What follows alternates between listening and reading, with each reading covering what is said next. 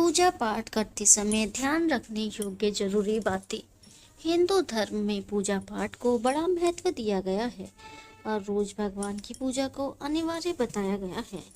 लोग इसका पालन भी करते हैं, लेकिन कई बार देखा गया है कि कुछ लोग हमेशा इस बात की शिकायत करते हैं कि वे पूजा तो कर रहे हैं, लेकिन उन्हें पूजा का सही फल नहीं मिल रहा है। दिन रात भगवान के नाम को जपते हैं, लेकिन भगवान उनकी प्रार्थना नहीं सुनते हैं। इसके कई कारण हो सकते हैं, लेकिन एक बड़ा कारण पूजा के नियमों में कुछ गलतियां होना है। लोग जाने अनजाने में भगवान को कुछ ऐसा चढ़ा देते हैं जो उन्हें प्रिय नहीं होता है। ऐसे में हो सकता है कि भगवान नाराज हो जाए और पूजा का फल ना मिले। इसलिए हम आपको बताने जा रहे हैं कि पूजा पाठ करते समय आपको किन किन बातों का विशेष ध्यान रखना चाहिए। लेकिन उससे पहले, अगर आप भी चाहते हैं कि लक्ष्मी माता का आशीर्वाद आप पर बना रहे, तो इस वीडियो को एक लाइक करें और चैनल को सब्सक्राइब कर लें और कमेंट बॉक्स में जय लक्ष्मी माता जरूर लिखें। नंबर 1, किसी भी भगवान के पूजन में उनका आह्वान करना या आमंत्रित करना, ध्यान करना, आसन देना, स्नान करवाना, धूप दीप जलाना, अक्षत या चावल, कुमकुम, चंदन, पुष्प या फूल प्रसाद आदि अनिवार्य रूप से होना चाहिए। दूसरा, पूजन में पान का पत्ता भी रखना चाहिए। ध्यान रखें, पान के पत्ते के साथ इलायची, लौंग, गुलकंद आदि को भी चढ़ाना चाहिए। पूरा बना हुआ पान चढ़ाएंगे तो श्रेष्ठ रहेगा। नंबर 3, देवी देवताओं को हार, फूल, पत्तियां आदि अर्पित करने से पहले एक बार साफ पानी से अवश्य धो लेना चाहिए। नंबर 4, सभी प्रकार की पूजा में चावल विशेष रूप से चढ़ाए जाते हैं। पूजन के लिए ऐसे चावल का उपयोग करना चाहिए जो अखंडित पूरे चावल हो या यानी टूटे हुए ना हो। चावल चढ़ाने से पहले उन्हें हल्दी से पीला करना बहुत शुभ माना गया है। इसके लिए थोड़े से पानी में हल्दी घोल लें और उस घोल में चावल को डुबोकर पीला किया जा सकता है। नंबर 5, पूजन क्रम में इस बात का विशेष ध्यान रखें कि पूजा के बीच में दीपक बुझना नहीं चाहिए। ऐसा होने पर पूजा का पूर्ण फल प्राप्त नहीं हो पाता है।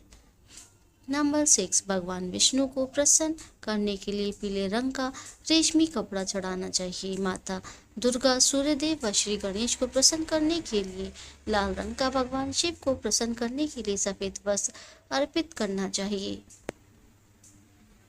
नंबर 7, किसी भी प्रकार के पूजन में कुल देवता, कुल देवी, घर के वास्तु देवता, ग्राम देवता आदि का ध्यान करना भी आवश्यक है। इन सभी का पूजन भी करना चाहिए। नंबर 8, पूजन में हम जिस स्थान आसन पर बैठते हैं उसे पैरों से उधर उधर खिसकाना नहीं चाहिए। आसन को हाथों से ही खिसकाना चाहिए। नंबर 9, यदि आप प्रतिदिन घी का एक दीपक भी घर में जलाएंगे तो घर के कई वास्तु दोष भी दूर हो जाएंगे। नंबर 10, सूर्य, गणेश, दुर्गा, शिव और विष्णु ये पंचदेव कहलाते हैं। इनकी पूजा सभी कार्यों में अनिवार्य रूप से की जानी चाहिए। प्रतिदिन पूजा करते समय इन पंचदेव का ध्यान करना चाहिए। इससे लक्ष्मी कृपा और समृद्धि प्राप्त होती है। नंबर 11, तुलसी के पत्तों को 11 दिनों तक बासी नहीं माना जाता है। इसकी पत्तियों पर हर रोज जल छिड़क कर उन्हें भगवान को अर्पित किया जा सकता है। तुलसी के पत्तों को बिना स्नान किए नहीं तोड़ना चाहिए। शास्त्रों के अनुसार यदि कोई व्यक्ति बिना नहाए ही तुलसी के पत्तों को तोड़ता है तो पूजन में ऐसे पत्ते भगवान द्वारा स्वीकार नहीं किए जाते हैं। नंबर 12, दीपक हमेशा भगवान की प्रतिमा के ठीक सामने ही लगाना चाहिए। कभी कभी भगवान की प्रतिमा के सामने दीपक न लगाकर इधर उधर लगा दिया जाता है, जबकि यह सही नहीं है। नंबर 13, घी के दीपक के लिए सफेद रुई की बत्ती का ही प्रयोग करना चाहिए, जबकि तेल के दीपक के लिए लाल धागे की बत्ती श्रेष्ठ बताई गई है। नंबर 14, पूजन में कभी भी खंडित दीपक नहीं जलाना चाहिए। धार्मिक कार्यों में खंडित सामग्री शुभ नहीं मानी जाती है। नंबर 15, शिव जी को बिल्वपत्र अवश्य चढ़ाएं और किसी भी पूजा में मनोकामना की सफलता के लिए अपनी इच्छा के अनुसार भगवान को दक्षिणा अवश्य चढ़ानी चाहिए, दान करना चाहिए। दक्षिणा अर्पित करते समय अपने दोषों को छोड़ने का संकल्प लेना चाहिए। दोषों को जल्दी से जल्दी छोड़ने पर मनोकामनाएं अवश्य पूर्ण होंगी। सूर्य 16 भगवान सूर्य की 7, गणेश जी की 3, श्री विष्णु जी की 4 और शिव जी की 1 या 2 परिक्रमा करनी चाहिए। नंबर 17, घर में या मंदिर में जब भी कोई विशेष पूजा करें तो अपने इष्ट देव के साथ ही स्वास्तिक, कलश, नवग्रह देवता, पंच लोकपाल, 110 मातृका, सप्त मातृका का पूजन भी अनिवार्य रूप में किया जाना चाहिए। इन सभी की पूरी जानकारी किसी ब्राह्मण या पंडित से प्राप्त की जा सकती है। विशेष पूजन पंडित की मदद से ही करवाने चाहिए ताकि पूजा विधिवत हो सके। नंबर 18, घर में पूजन स्थल के ऊपर कोई कबाड़ या भारी चीज ना रखें। नंबर 19, भगवान शिव को हल्दी नहीं चढ़ाना चाहिए और ना ही शंख से जल चढ़ाना चाहिए। नंबर 20, पूजन स्थल पर पवित्रता का ध्यान रखें। चप्पल पहनकर कोई मंदिर तक नहीं जाना चाहिए। चमड़े का बेल्ट या पर्स अपने पास रखकर पूजा ना करें। पूजन स्थल पर कचरा इत्यादि ना जमा हो पाए। नंबर 21, मंदिर में लगे सूखे हार, फूल हटा देना चाहिए। 22, हमेशा भगवान श्री गणेश की आराधना से पूजा प्रारंभ करें और श्री गणेश को तुलसी दल चढ़ाने से बचें। भगवान गणेश को तुलसी दल चढ़ाने से दोष लगता है। नंबर 23, शिव शंभू को कभी भी केतकी का फूल नहीं चढ़ाना चाहिए। पौराणिक कथाओं के अनुसार भगवान शिव ने केतकी को श्राप दिया था, इसलिए भगवान शिव को यह फूल नहीं चढ़ाना चाहिए वरना भक्तों के काम बिगड़ सकते हैं। नंबर 24, भगवान की प्रतिमा को स्नान करवाते वक्त सिर्फ उंगलियों का उपयोग करें। भगवान को स्नान करवाते समय कभी भी अंगूठे का इस्तेमाल नहीं करना चाहिए। ऐसा करने से भगवान अप्रसन्न होते हैं और घर में विपत्ति आती है। 25, दीपक को कभी भी जमीन पर प्रज्वलित ना करें। ऐसा करने से धन की बर्बादी होती है और घर में अशुभता आती है। नंबर 26, पूजा के वक्त अगरबत्ती का प्रयोग ना करें। ऐसा इसलिए क्योंकि इसे बांस की लकड़ियों के साथ बनाया जाता है और बांस की लकड़ियों का प्रयोग अंतिम संस्कार में किया जाता है, इसलिए इसे अशुभ माना गया है। नंबर 27, रविवार के दिन तुलसी के पत्ते तोड़ने से बचें। मान्यताओं के अनुसार रविवार के दिन तुलसी के पत्ते तोड़ने से भगवान विष्णु प्रसन्न होते हैं। नंबर 28, भगवान शालिग्राम को कभी भी चावल अर्पित नहीं करना चाहिए। वास्तुशास्त्र के अनुसार ऐसा करने से दोष लगता है। नंबर 29, पूजा में गंदे कपड़े पहनकर ना बैठें। कभी भी गंदे कपड़े पहनकर पूजा नहीं करनी चाहिए। मान्यताओं के अनुसार ऐसा करने से घर में दरिद्रता आती है। नंबर 30, पूजा के दौरान मन को पवित्र रखें। कभी भी पूजा करते समय मन को दूषित नहीं रखना चाहिए। कहा जाता है कि पूजा के दौरान मन में बुरे ख्याल रखने से पूजा का फल प्राप्त नहीं होता है। नंबर 31, पूजा में इस्तेमाल किए गए फल फूल अगर सूख जाएं तो उन्हें कभी भी फेंके नहीं। सूखे हुए फूलों को किसी पवित्र नदी में प्रवाहित कर दें। 32, शास्त्रों के अनुसार देवी देवताओं का पूजन दिन में 5 बार करना चाहिए। सुबह 5 से 6 बजे तक ब्रह्म मुहूर्त में पूजन और आरती होनी चाहिए। इसके बाद प्रातः 9 से 10 बजे तक दूसरी बार का पूजन, दोपहर में तीसरी बार पूजन करना चाहिए। इस पूजन के बाद भगवान को शयन करवाना चाहिए। शाम के समय 4-5 बजे पुनः पूजन और आरती। रात को 8-9 बजे शयन आरती करनी चाहिए। जिन घरों में नियमित रूप से 5 बार पूजन किया जाता है वहाँ सभी देवी देवताओं का वास होता है और ऐसे घरों में धन धान्य की कोई कमी नहीं होती है। 33, प्लास्टिक की बोतल में या किसी अपवित्र धातु के बर्तन में गंगा जल नहीं रखना चाहिए। अपवित्र धातु जैसे एल्युमिनियम और लोहे से बने बर्तन में गंगा जल नहीं रखा जाना चाहिए। गंगा जल तांबे के बर्तन में रखना ही शुभ रहता है। 34, स्त्रियों को और अपवित्र अवस्था में पुरुषों को शंख नहीं बजाना चाहिए। यह इस नियम का पालन नहीं किया जाता है तो जहाँ शंख बजाया जाता है वहाँ से देवी लक्ष्मी चली जाती है। 35, मंदिर और देवी देवताओं की मूर्ति के सामने कभी भी पीठ दिखाकर नहीं बैठना चाहिए। 36 किसी भी पूजा में मनोकामना की सफलता के लिए दक्षिणा अवश्य चढ़ानी चाहिए। दक्षिणा अर्पित करते समय अपने दोषों को छोड़ने का संकल्प लेना चाहिए। दोषों को जल्दी से जल्दी छोड़ने पर मनोकामनाएं अवश्य पूर्ण होंगी। 37 आमतौर पर फूलों को हाथों में रखकर हाथों से भगवान को अर्पित किया जाता है। ऐसा नहीं करना चाहिए। फूल चढ़ाने के लिए फूलों को किसी पवित्र पात्र में रखना चाहिए और इसी पात्र में से लेकर देवी देवताओं को अर्पित करना चाहिए। 38 हमेशा इस बात का ध्यान रखें कि कभी भी दीपक से दीपक नहीं जलाना चाहिए। शास्त्रों के अनुसार जो व्यक्ति दीपक से दीपक जलाते हैं वे रोगी होते हैं। 39 भगवान की आरती करते समय ध्यान रखें ये बातें। भगवान के चरणों की 4 बार आरती करें, नाभि की 2 बार और मुख की 1 या 3 बार आरती करें। इस प्रकार भगवान के समस्त अंगों की कम से कम 7 बार आरती करनी चाहिए। 40 अपने मंदिर में सिर्फ प्रतिष्ठित मूर्ति ही रखें।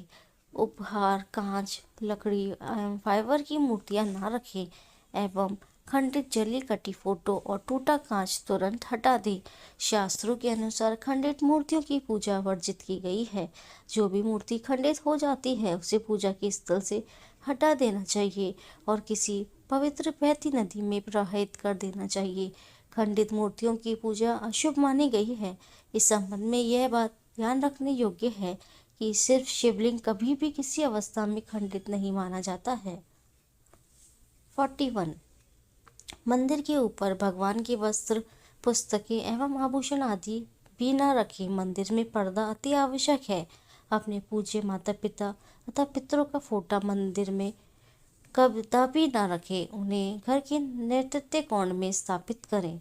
42 कभी भी भगवान को या फिर अपने से बड़े को एक हाथ से प्रणाम नहीं करना चाहिए।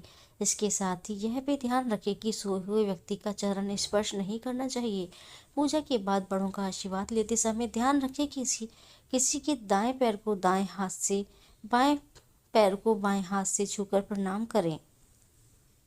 43 जप करते समय जीभ या होठ को नहीं हिलाना चाहिए। इसे पांशु जप कहते हैं। इसका फल 100 गुना प्राप्त होता है। माला जप करते समय दाएं हाथ को कपड़े या गोमुखी से ढककर रखना चाहिए। जप के बाद आसन के नीचे की भूमि को स्पर्श कर नेत्रों से लगाना चाहिए। इससे आपको जप के पूर्ण फल की प्राप्ति होती है।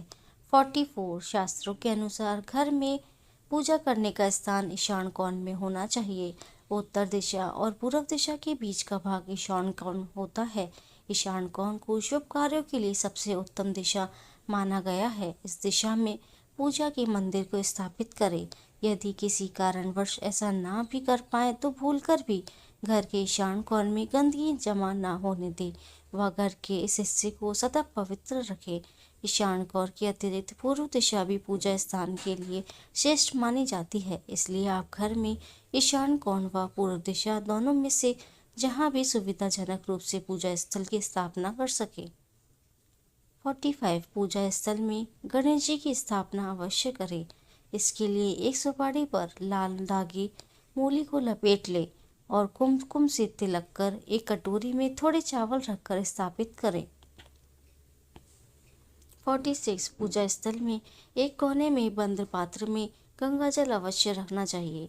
एक तांबे के छोटे से लोटे में जल को पूजा स्थल में अवश्य रखना चाहिए।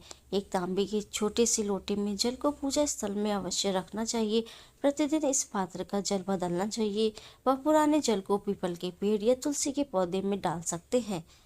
47 पूजा के स्थान में एक देव की सिर्फ एक ही प्रतिमा रखें। यदि आपके पास एक देव की एक से अधिक प्रतिमा पूजा स्थल में है तो उन्हें घर में कहीं भी दीवार आदि पर लगा सकते हैं, किंतु पूजा स्थल में एक देव की ही एक प्रतिमा रखें। 48 घर में पूजा के स्थान पर कभी भी बड़ी मूर्तियां नहीं रखनी चाहिए। बड़ी मूर्तियों में प्राण प्रतिष्ठा होना अनिवार्य हो जाता है, इसलिए बड़ी मूर्ति मंदिर के लिए ही उचित है। पूजा स्थल में छोटी मूर्ति रख सकते हैं। नंबर 49 पूजा करने के स्थान पर बोलकर भी अपने पितृदेव, स्वर्गीय माता पिता या गुरु की फोटो ना लगाएं, उनका स्थान अलग रखें।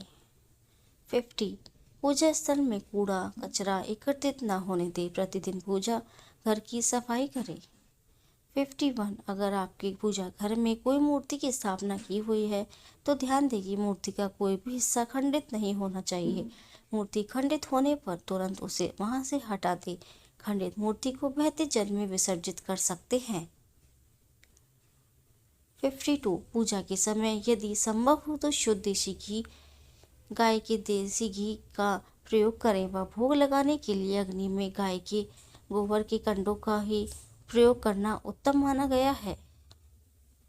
53 पूजा पाठ के समय दीपक कभी भी बुझना नहीं चाहिए। शास्त्रों में यह एक बड़ा अपशगुन माना गया है।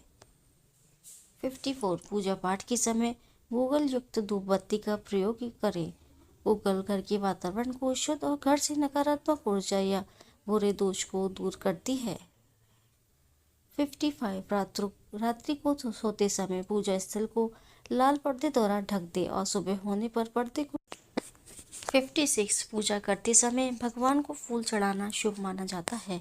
कुछ फूल देवी देवताओं को विशेष रूप से प्रिय होते हैं और फूल चढ़ाते समय इस बात का ध्यान रखना चाहिए जैसे दुर्गा माँ को लाल और भगवान विष्णु को पीले रंग के ही फूल चढ़ाने चाहिए।